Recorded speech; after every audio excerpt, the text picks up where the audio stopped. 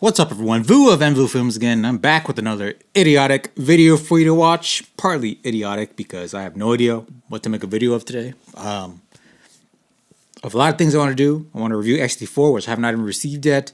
I got this wireless video transmitter from some random Chinese company and I can't get it to work, so I can't review that. So I'm just making this stupid video about a follow-up to the Canon EOS R5 and general reaction I have gotten from Sony fanboys online regarding Canon EOS R5.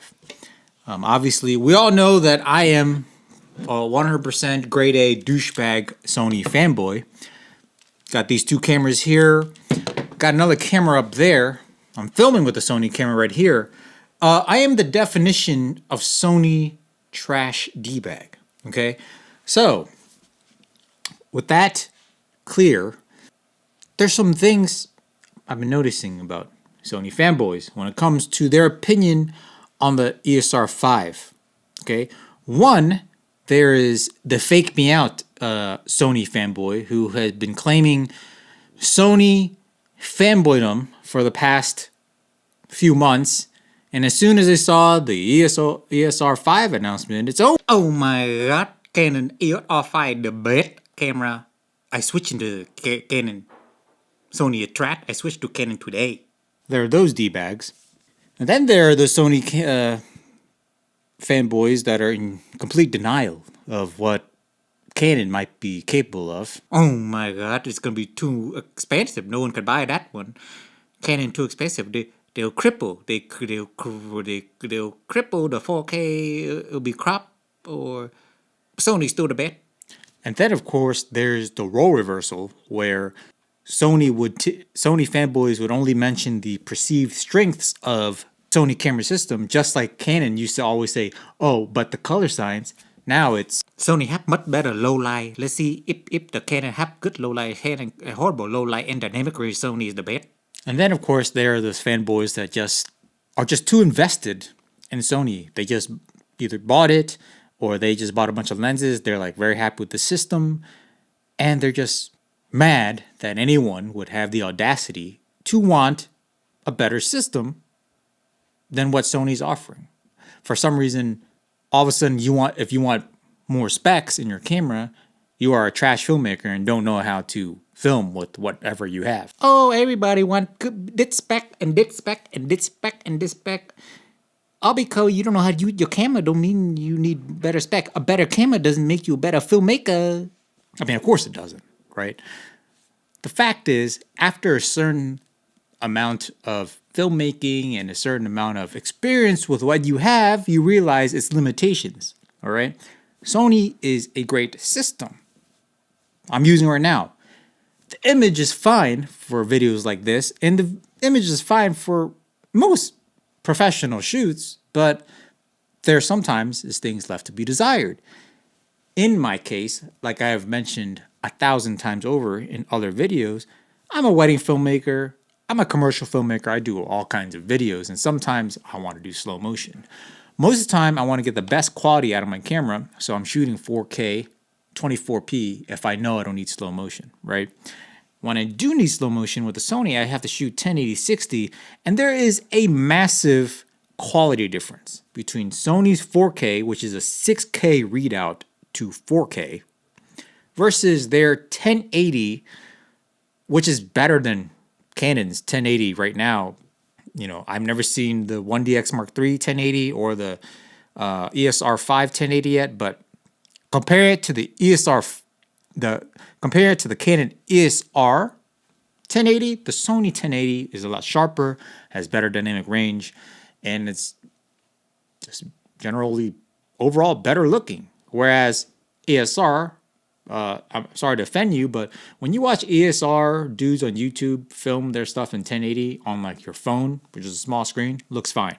Once it's blown up into your computer monitor or something bigger than 5 or 6 inches, you see that it is softer. It is softer than Sony fanboy feelings when the EOS R5 was announced. Okay, super soft.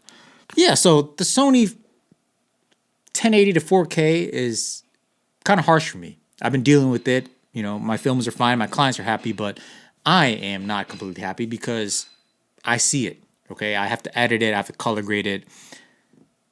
It hurts my eyes. I want to be able to shoot 4K the whole video with slow motion and all that stuff. I need 4K 60. I understand not everyone does. I do. And of course, I want the 10-bit because I know what Sony colors look like once you push it too far in 8-bit. I want to be able to shoot and log. Okay, I want to have that flexibility.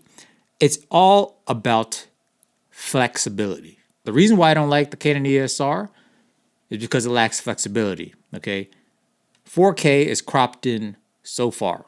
You buy a full frame camera, and in 4K, it is pretty much a Micro Four Thirds camera.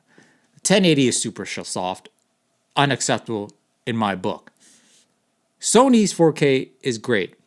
It is flexible enough. You're able to crop in if you have to and still have a very sharp image because it is a 6K sensor readout 4K. And that's why I want to shoot 4K 60 when possible. 10-bit is so I have the flexibility for one, cropping in and out if I have to without losing image quality. Two, the ability to either use slow motion or not. It's up to me, right?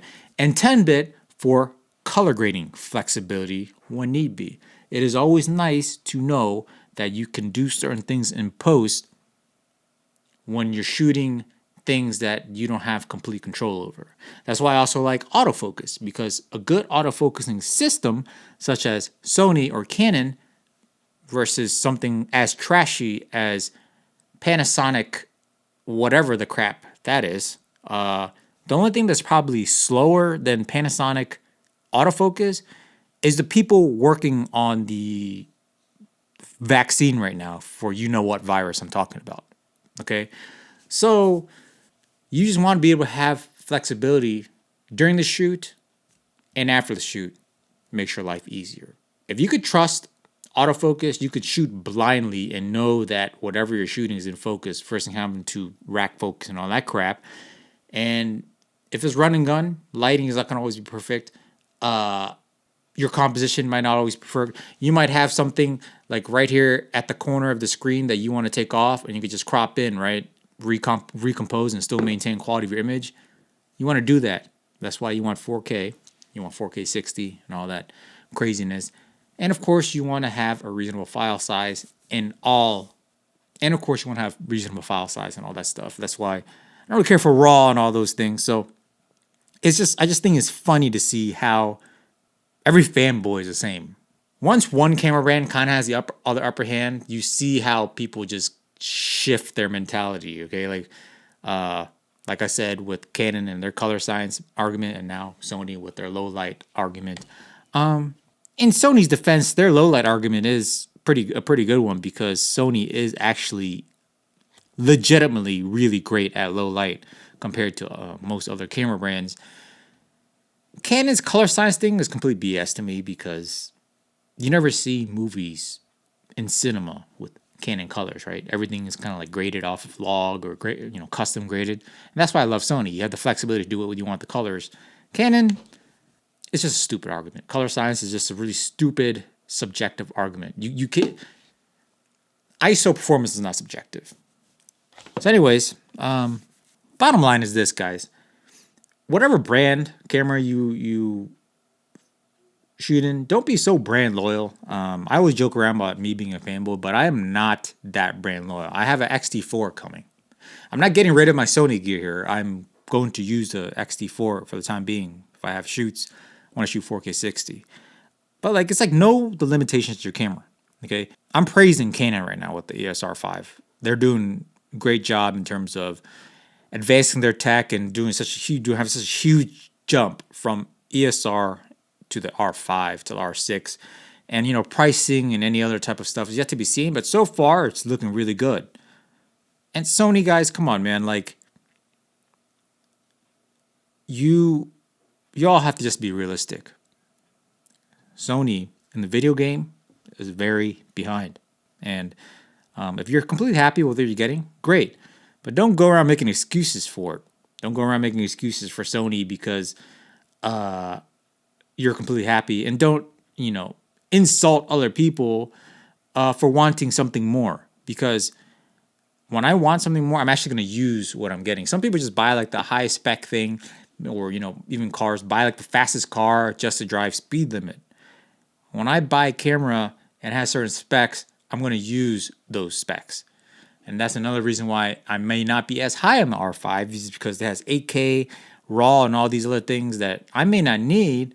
But if I want to get that 4K 60, 4K 120, I'm going to have to spend the money on that additional spec that I don't really use. And when I say I want a camera with certain specs, I'm actually going to use the camera up to what it's capable of doing.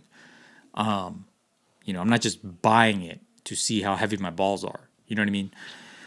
So anyways, that's that. That's the video for this week. Unfortunately, I don't have any useful video for you. I hope that was informative. Probably wasn't. But hey, guys, please give me a like and subscribe if you're at least entertained. Until next time, lighten up.